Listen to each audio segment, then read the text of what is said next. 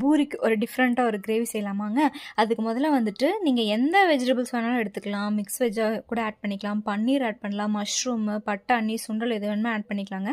நான் வந்து பட்டாணி டே ஃபுல்லாக ஊற வச்சு அதை வந்து ஒரு 4 விசில் விட்டு எடுத்து தனியாக வச்சுட்டேங்க. இப்போ வந்துட்டு இதுக்கு ஒரு மசாலா ரெடி பண்ணணும். அதுக்கு வந்துட்டு இஞ்சி, பூண்டு, பாதாம், முந்திரி, பச்சை மிளகாய், கெட்டியான ஒரு தயிர், உப்பு, மஞ்சள் தூள், மல்லித்தூள் இதை ஆட் பண்ணி நல்லா நல்லா க்ரீமாக அரைச்சி எடுத்து வச்சுக்கோங்க. இப்போ வந்துட்டு இப்போ தாளிப்புக்கு வந்துட்டு எண்ணெய் விட்டுட்டு கடுகு, சீரகம், சோம்பு, தென் வந்து தக்காளி, உப்பு ஆட் பண்ணி நல்லா தக்காளி வந்ததுக்கப்புறமா நீங்கள் அரைச்சி வச்சுருப்பீங்க இல்லையா அந்த பேஸ்ட், அதை வந்து ஆட் பண்ணிக்கோங்க. ஆட் பண்ணிவிட்டு நல்லா பச்சை வாசனை போனதுக்கப்புறமா வந்துட்டு சுண்டல் நீங்கள் வேக வச்சுருக்க சுண்டலோ எந்த வெஜிடபிள்ஸ் எதாக இருந்தாலுமே நீங்கள் அதில் ஆட் பண்ணிவிட்டு அது கூட வந்துட்டு கொஞ்சமாக பன்னீர், தென் வந்துட்டு வெங்காயம், பச்சை மிளகாய், தென் வந்துட்டு இஞ்சி இதையும் நல்லா ஆட் பண்ணிக்கோங்க. ஆட் பண்ணி நல்லா குக் பண்ணி பார்த்தீங்கனாலே தெரியும் நல்லா க்ரீமியாக இருக்கும் கன்சிஸ்டன்சியில்.